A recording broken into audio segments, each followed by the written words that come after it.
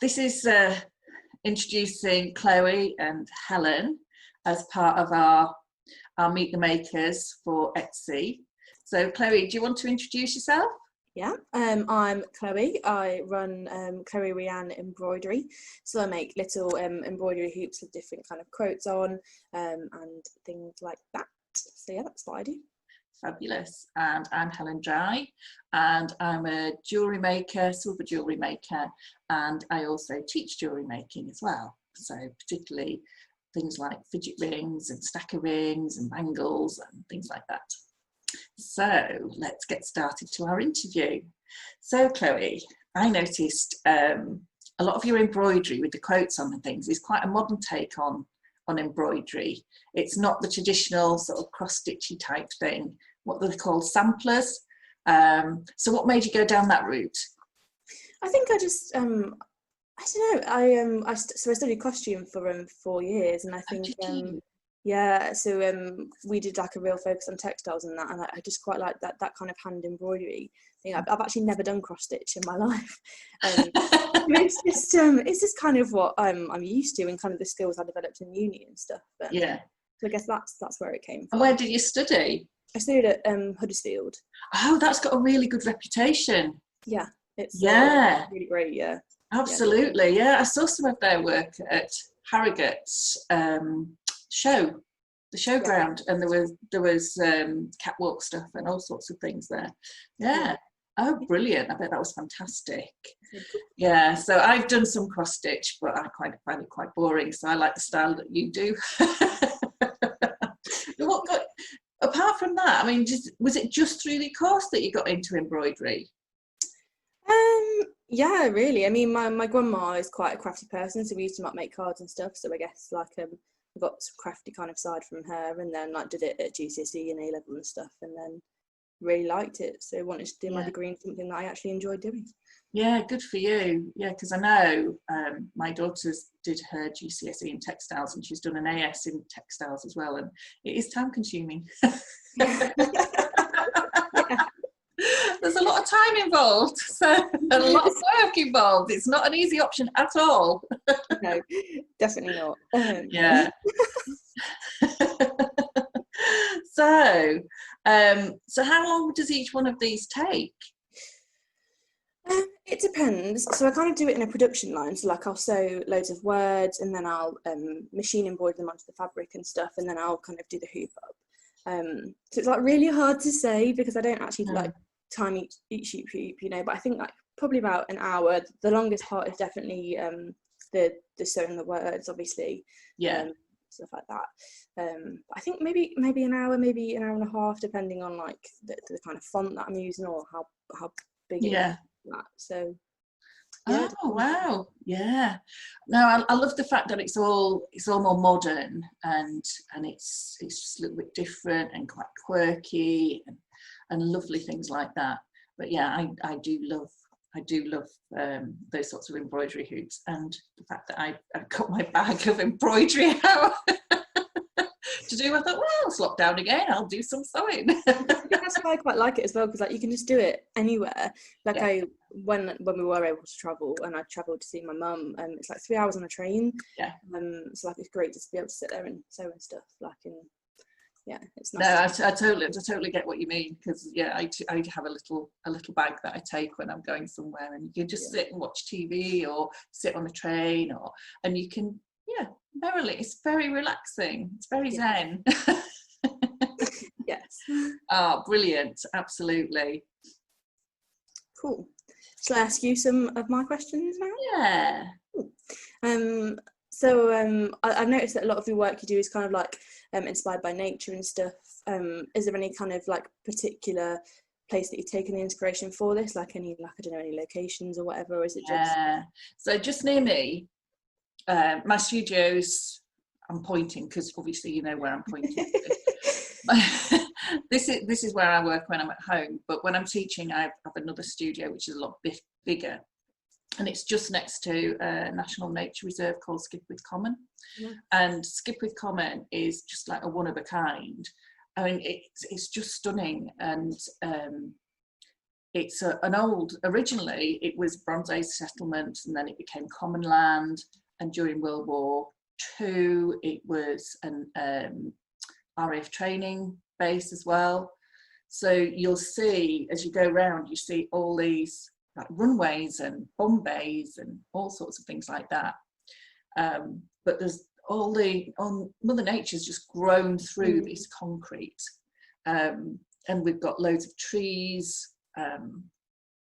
Again, lots of the peat and things like that. And you'd like little bird watching areas. So you get some open areas, then you get some woodland.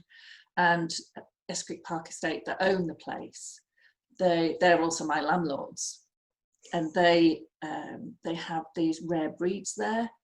So I mean, every time you go, you will see something like a long-horned cow, which is quite a specialist.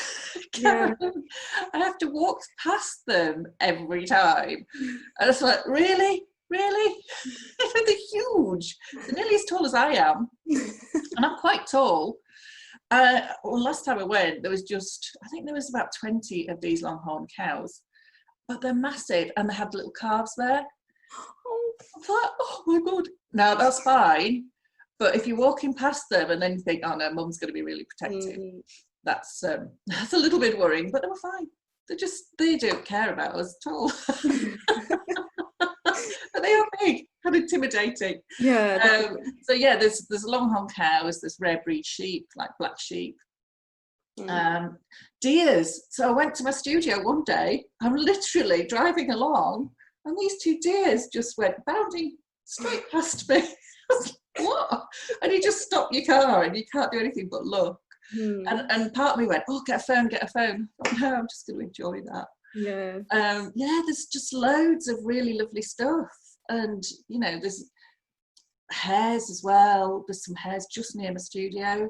And it's not often you see them because they're quite shy. But again, I was coming out and there was this hare stood in the middle of the road. Like, it just looked at me as if to say, if I don't move, she won't know I'm here.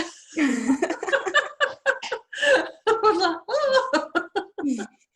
So yeah, there's loads of stuff, and it's like when you least expect it, you see something really unusual. Yeah. I was teaching one day, and I was busy teaching, concentrating, being very serious, and then I went, oh, squirrel. That's exactly what I do when I see a squirrel. Yeah. Oh, squirrel. So yeah, it is very calming and very peaceful there. There's still quite a lot of businesses around where I am, but it is really quite calm and peaceful. So, you know, if you're feeling a little bit stressed, you can just walk into the common and just get absorbed in it. And seriously, your mind is taken off all sorts of things because it might be something that you see. That sounds so nice. It is quite nice. You have to come. Yeah, I will do. Have a day trip. Yeah. My next question is kind of like, you obviously make quite a lot of pieces. What's your favourite kind of thing to make? Because I can imagine like they're all quite different processes and stuff. Like, so do you prefer the rings, necklaces, bangles? What kind of? It depends on my mood. I make masses of rings. I think last year I worked out it was something like 800 rings. Wow. I made in the year. So I make a lot of rings, but I also like doing one-off pieces. But then it's finding the time to do one-off pieces. So if you imagine like in your embroidery work, if you were doing something that was quite a big piece, you need to take your time and you plan it and things like that. So I do a lot of things that are quite short and quite easy to do, but then I like to have a project that's my longer term project, and make that quite embellished and do different techniques in it and just something a bit different. So when I do a piece that's sort of mushrooms or the hair one, so it's a mixture of stone setting and it's making really small little intricate bits and pieces, and then what else, you know, you'll be doing very delicate work. So you just have to take your time, and it's not the sort of thing you can just do all in one go. You need to break it down into little chunks. So I quite like doing that. But rings are probably one of my favourite. I think it's the hammering. Get your frustration out.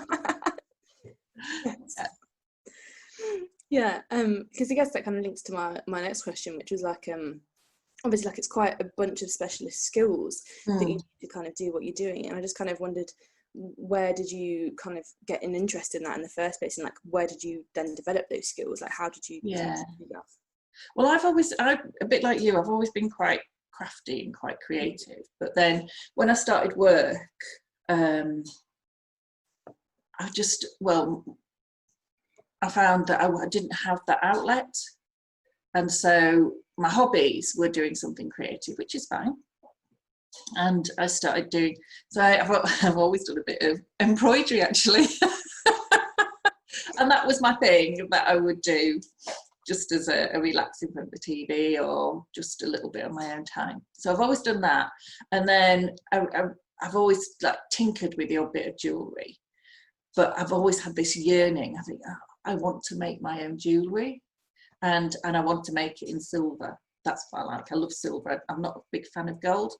So I started doing a few classes and tried lots of different things, and I just felt the classes were a bit boring, really. so I just started doing my own thing, and then I'd sort of bought so much stuff that I thought, oh, maybe I should teach some of this to justify my expense.